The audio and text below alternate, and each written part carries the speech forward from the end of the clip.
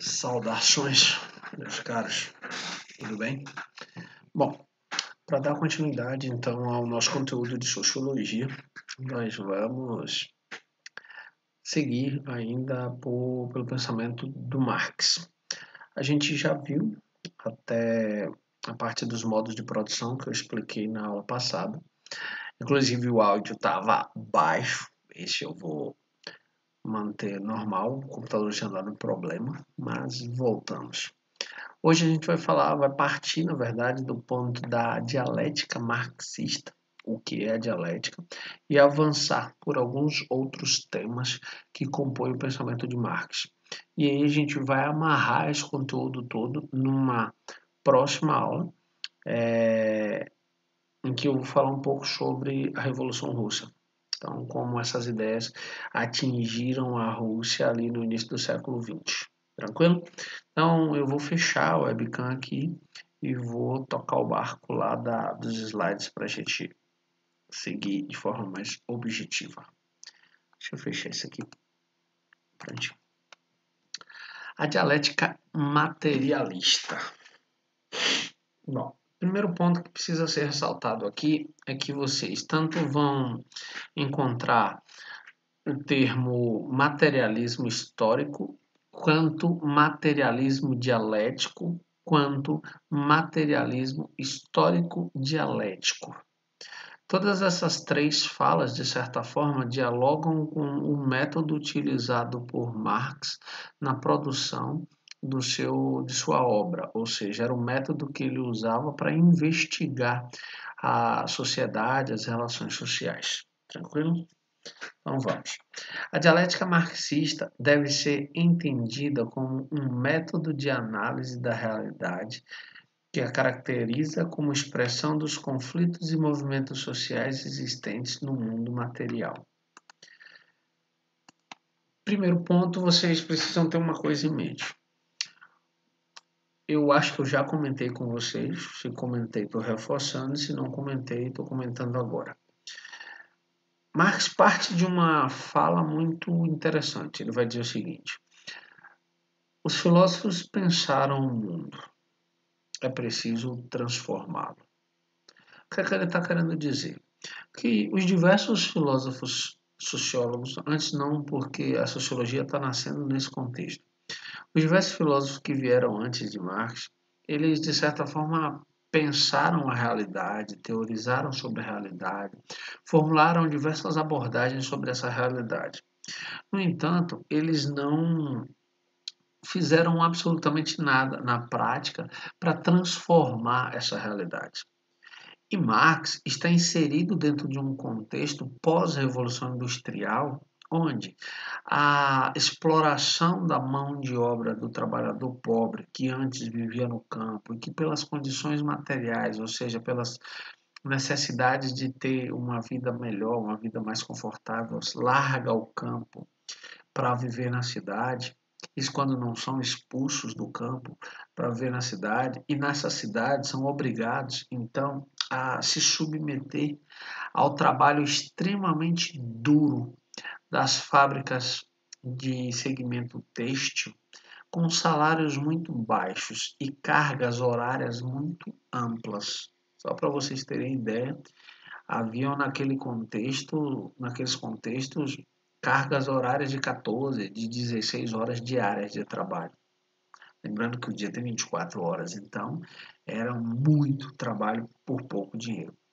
Então Marx começa então a observar essas contradições que existem entre o trabalho e o quanto se remunera por esse trabalho, o quanto esse trabalho produz e o quanto esse trabalhador deixa de receber pelo que ele produziu. Ele vai começar a observar tudo isso, quanto o dono da fábrica tem muito dinheiro, fruto do que ele deixou de pagar como um salário justo para quem produziu aquela riqueza para ele, que foi o trabalhador. Então ele vai desenvolver esse método, esse materialismo dialético, lembrando o conceito de dialética. Qual é o conceito de dialética? Lembra? A dialética ela está dividida em três partes: tese, a ideia inicial; antítese, que seria a negação dessa ideia quando elas entram em choque; e a síntese, ou seja, uma nova ideia que surge a partir do embate entre essas duas. Então, Marx vai pensar essa sociedade a partir desses choques, desses encontros, dessas divergências que a própria sociedade apresenta em sua conjuntura, em seu funcionamento. Tá claro até aqui? Lembrando, se não tiver, anota no caderno que eu tiro a dúvida na live. Assim, as classes sociais. A história de todas as sociedades até hoje existentes é a história da luta de classes. Lembrem-se que eu fiz um histórico para vocês dos chamados modos de produção, onde Marx, principalmente a partir do modo de produção escravista, ele vai apresentar o conflito entre essas classes. Lá no modo de produção escravista, as classes antagônicas são escravos e senhores. No modo de produção feudal, as classes antagônicas são senhores e servos, e no capitalismo, as classes antagônicas são então burgueses e proletários. Sendo que os burgueses são, como o próprio Marx aborda, os detentores dos meios de produção. E os proletariados são aqueles que, não tendo esses meios de produção, resta a eles a força de trabalho que eles vendem para sobreviverem. Então, os proletários, eles são despossuídos, eles não têm meios para sobreviver, a não ser vender sua própria força de trabalho para os burgueses, que detêm os meios de produção, ou seja, detêm as ferramentas, detêm as fábricas, detêm tudo, e ficam com a parte maior de toda essa produção. A luta de classes. Da luta de classes fundamentais do sistema capitalista surgiria a sociedade socialista. Marx acreditava que, como o proletário vinha sendo explorado há muito tempo pelos burgueses, em algum momento eles se rebelariam, se organizariam e fariam uma revolução que iria dar origem ao socialismo. O que não aconteceu, não da forma como Marx pensou. A gente até teve alguns exemplos de revoluções, mas que não se encaminharam para o que Marx pensou. A gente teve a Revolução Russa, que a gente vai ver depois na próxima aula, no caso. E quando eu estiver falando da Revolução Russa, eu falo um pouco sobre as outras revoluções, a Revolução Cubana, a Revolução Chinesa.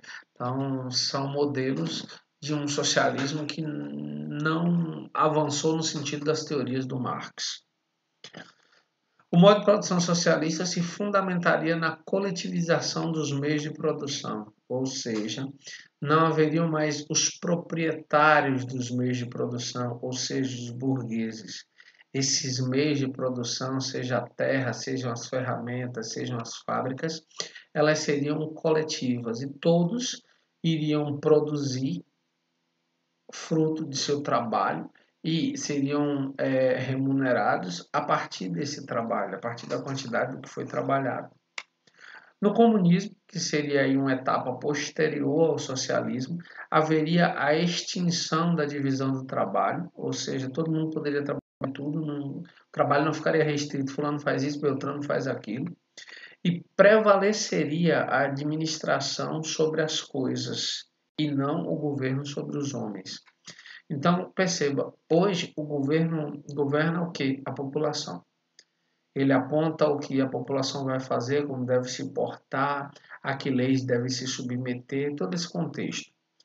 Dentro da ideia do comunismo, a administração seria sobre essa produção, sobre as coisas que foram produzidas, fruto do trabalho coletivo, para que todos recebessem por seu próprio trabalho e recebessem de forma justa por esse trabalho. Tranquilo? Então vamos adiante. A mais-valia. O que seria então esse conceito de mais-valia que cai tanto em vestibular, que cai tanto em Enem, que volta e meia cobrado em alguma prova? Bom, Para o trabalho virar mercadoria, é necessário privar o trabalhador dos meios de produção, de modo que só lhe reste a força de trabalho para vender. A força de trabalho cria valor superior, o lucro, do qual o capitalista se apropria. O valor a mais representa a exploração da mão de obra que resulta no lucro do capitalismo. Aí você diz, Theo, não entendi nada. Explica, por favor. Vamos lá. Marx formula o conceito de mais-valia sobre a seguinte perspectiva. Ele vai dizer que mais-valia é o que o trabalhador produziu, mas não recebeu por aquela produção. Então, para Marx, o lucro do empresário estaria exatamente no que ele deixa de pagar pelo trabalho do proletário. Vou usar um exemplo prático para facilitar a tua compreensão. Imagina que você trabalha numa fábrica e você trabalha 8 horas por dia. Mas você leva, vou pensar uma fábrica de sapatos, você leva apenas 1 hora para produzir um sapato completo. Imagina, você produz um sapato em 1 hora, mas você trabalha 8 horas por dia. Então, vamos supor que esse sapato custe, para o dono da empresa, para o dono da fábrica, ele custe R$ 10 de matéria-prima, cada par de sapato, e ele pague para você R$ 20 por dia de trabalho. E ele vende cada sapato a R$ 100. Então vamos lá organizar essa conta na nossa cabeça. Ele gasta R$ 10 da matéria-prima e R$ 20 por dia para te pagar pelo seu trabalho. Só que você produz um sapato por hora. Então, nas 8 horas de trabalho diário, você vai produzir 8 pares de sapato. Esses 8 pares de sapatos geraram um custo de produção de R$ 80 de matéria-prima, mais R$ 20, que é o seu salário por dia. Então, gerou um custo total de R$ 100. Mas foram 8 pares de sapato que você produziu nessas 8 horas. E ele vai vender, o dono da fábrica vai vender cada sapato a R$ 100, cada par de sapato a R$ 100. Então ele vai receber R$ 800. Ele teve um custo geral por esse dia de trabalho de R$ 100, sendo 80 de matéria-prima e 20 pagos a você que fez o sapato. Vendeu os 8 sapatos a R$ 100 cada par, recebeu R$ 800, tirou os R$ 100 do custo e ficou com R$ 700 de lucro.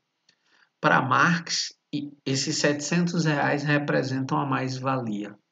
Ou seja, para Marx, esse valor deixou de ser pago ao trabalhador de forma justa, de forma equilibrada, e se tornou em lucro para o dono da fábrica, para o burguês. Isso eu estou pensando em um dia, essa conta a gente pensou exclusivamente em um dia. Multiplique isso por meses, multiplique isso por anos. Então, para Marx, a mais-valia é o lucro que o burguês se apropria ao invés de pagar um salário justo para o trabalhador que gerou aquela riqueza. Então, esse é o conceito de mais-valia. Tá claro?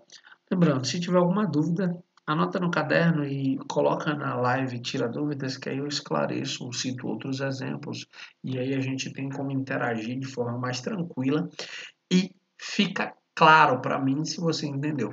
Beleza? Então vamos para o próximo tópico.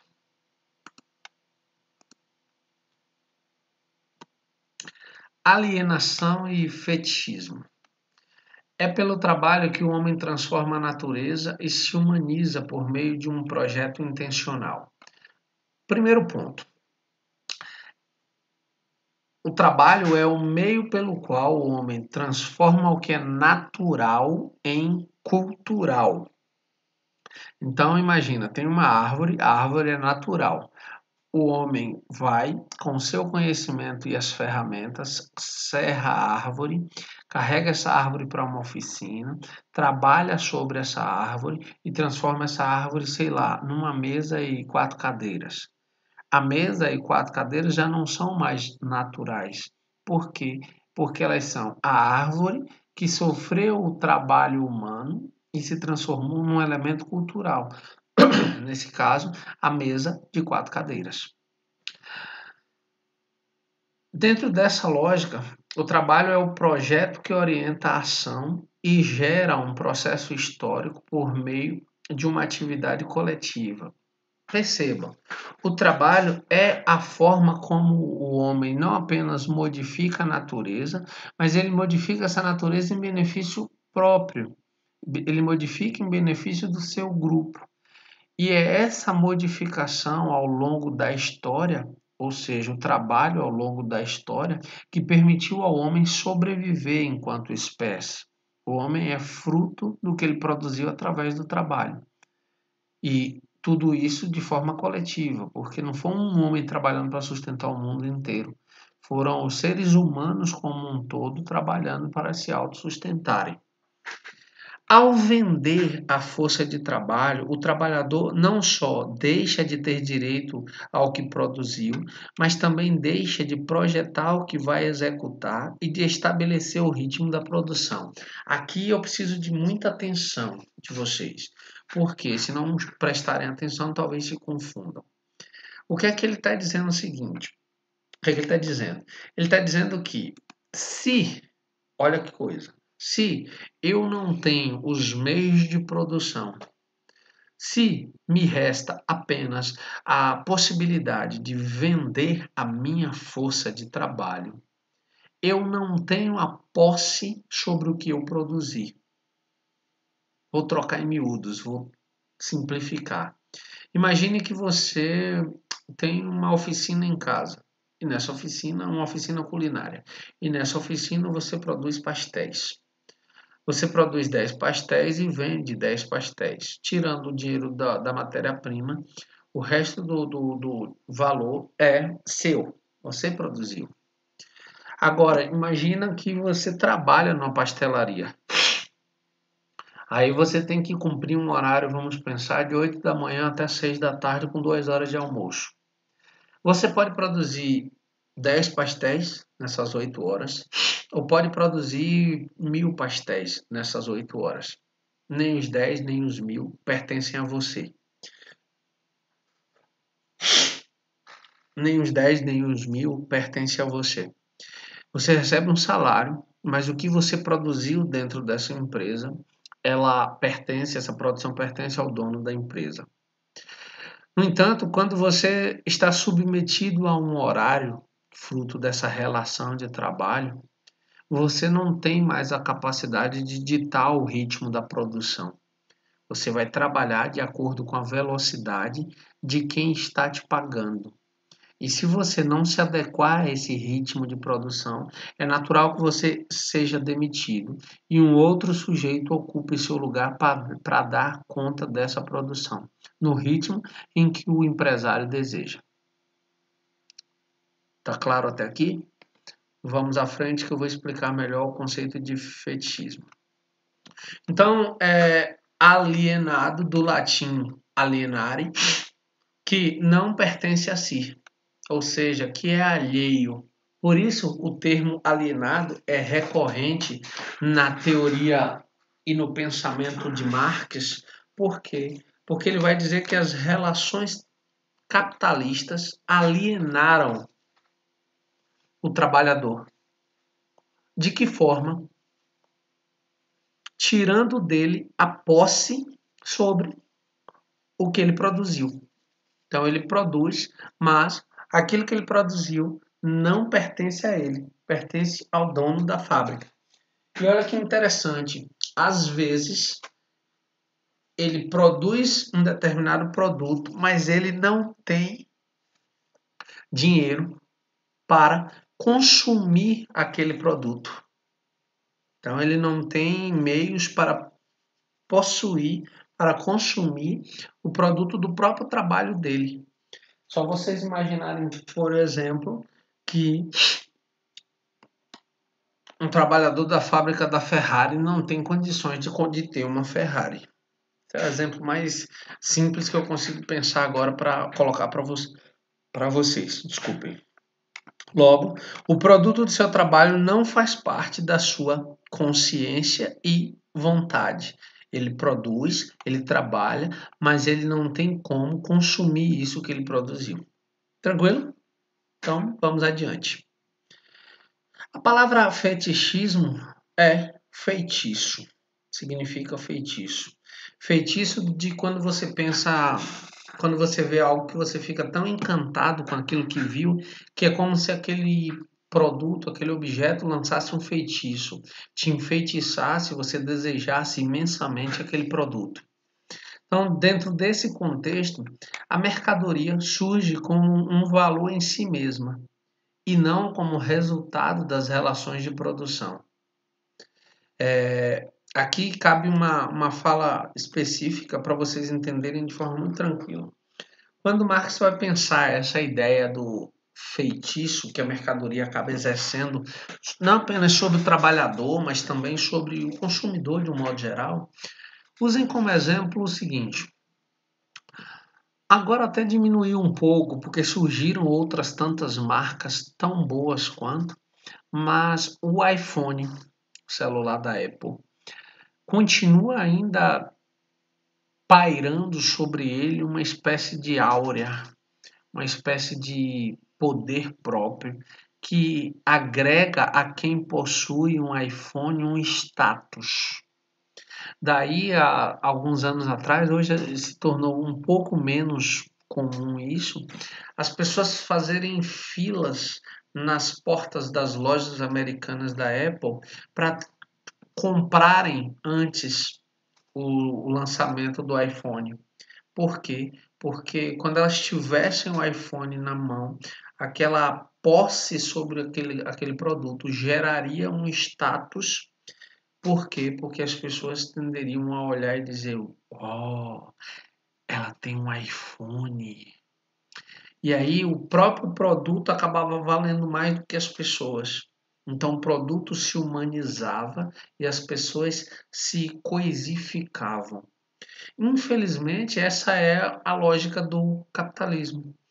Percebam o seguinte, é muito comum que as capinhas de celulares iPhones elas venham com um orifício vago na capa, um espaço aberto, onde aparece sempre o desenho clássico da Apple, que é a maçã mordida, um pedaço faltando, né?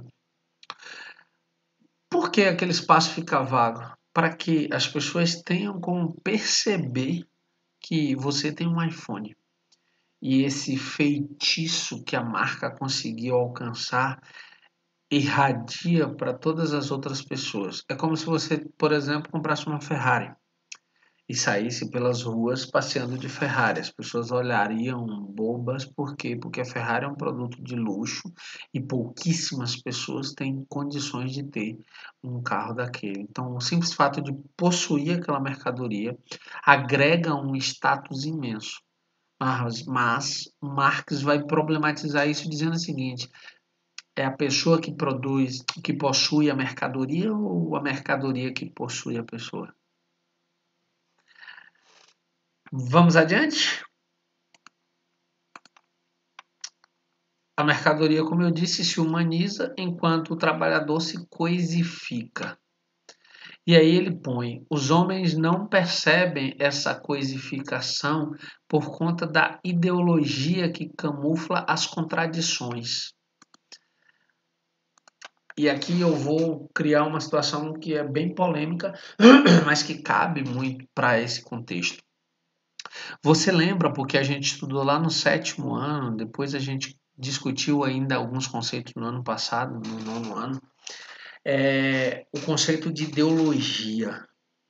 Ideologia é o conjunto de ideias que visam o convencimento de um determinado valor, de uma determinada abordagem.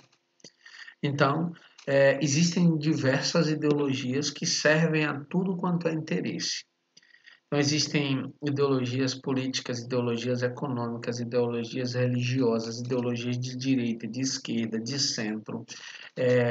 Ideologias são conjuntos de ideias utilizados para te convencer. E, dentro dessa lógica, o capitalismo construiu algumas ideologias que são muito poderosas. Entre elas, uma que a gente ouve recorrente no nosso país, na nossa sociedade, é a ideia de meritocracia. Que se você se esforça, se você trabalha, você alcança o sucesso. O que essa ideologia nos faz acreditar é que todo mundo que trabalhar muito vai alcançar o sucesso. Ela mascara algumas contradições, como, por exemplo, que quem nasceu numa família rica vai precisar trabalhar menos do que quem nasceu numa família pobre. E quem nasceu numa família branca vai conseguir mais acessos do que quem nasceu numa família negra, numa família preta. Que quem nasceu num bairro nobre vai ter mais acesso e mais possibilidades do que quem nasceu numa favela. Essas contradições, elas são mascaradas por esse conjunto de ideias para quê? Para que todo mundo continue consumindo. Porque o único objetivo do capitalismo é nos manter consumindo. Isso para Marx. Tranquilo? Então, vamos adiante. Consciência de classe e revolução. O Estado, as leis, a ciência, as artes e a religião estariam a serviço dos interesses da classe dominante do sistema. Para Marx, todo esse aparato de força, de ideias, de conhecimento, estariam a serviço de quem manda no sistema, do próprio sistema.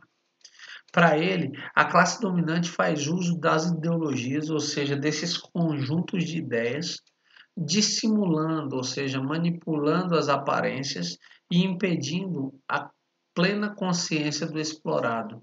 Ou seja, o trabalhador é explorado, mas esse conjunto de ideias faz com que ele não perceba que ele é explorado. Então ele não tem preocupação nenhuma de continuar sendo explorado.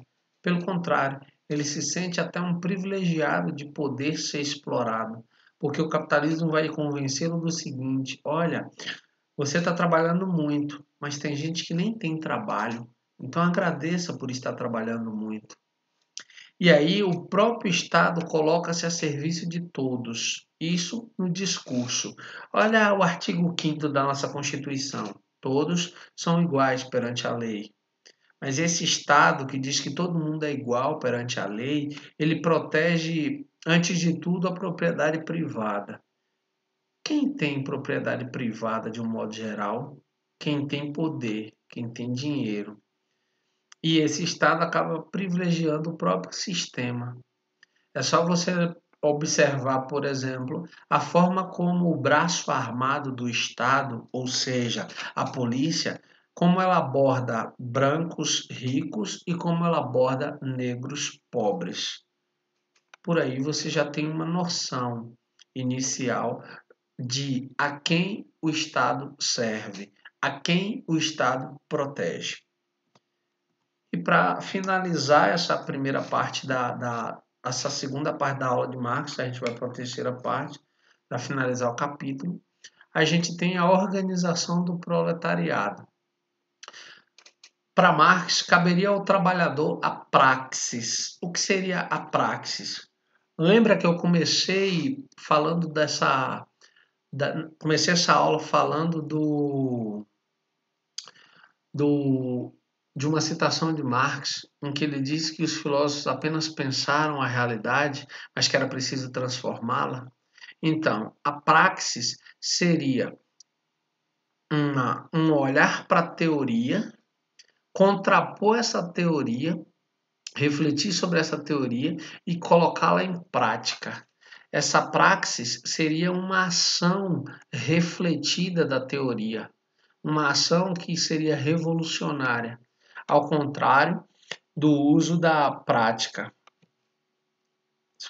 revolucionária. ao fazer uso da prática e contrapô-la à teoria. Ou seja, o que seria essa praxis? Eu recebo a teoria, reflito sobre ela e coloco-a em prática. E vou agir, vou transformá-la em ação. Tranquilo? Então lembre-se, esse é um conceito extremamente recorrente em vestibulares. Praxis, ação refletida. Um Estado representativo dos interesses dos trabalhadores. A gente tem um Estado que defende os interesses dos milionários e bilionários. A organização dos trabalhadores permitiria que o Estado representasse os interesses desses trabalhadores. E, por fim, o comunismo se caracterizaria pela suspensão do Estado e da luta de classes. Então, para Marx, se a gente alcançasse o comunismo, o Estado não seria mais necessário, a terra não teria mais dono, a terra seria comum e as pessoas iriam produzir numa terra comum e iriam produzir o que fosse necessário para a sua sobrevivência, tanto nos aspectos básicos como alimentação e vestimentas, como em outros aspectos como cultura, arte, tecnologia. Mas essa é uma teoria que, infelizmente ou felizmente, ninguém sabe, não foi à frente. Tranquilo? Então, eu fico por aqui. A gente ainda vai ter uma terceira parte dessa aula, apenas para amarrar alguns pontos práticos dessa teoria e finalizar para que a gente avance então para o outro tema, que é o próximo pensador, Max Weber. Tranquilo? No mais, um forte abraço e tchau. Tchau.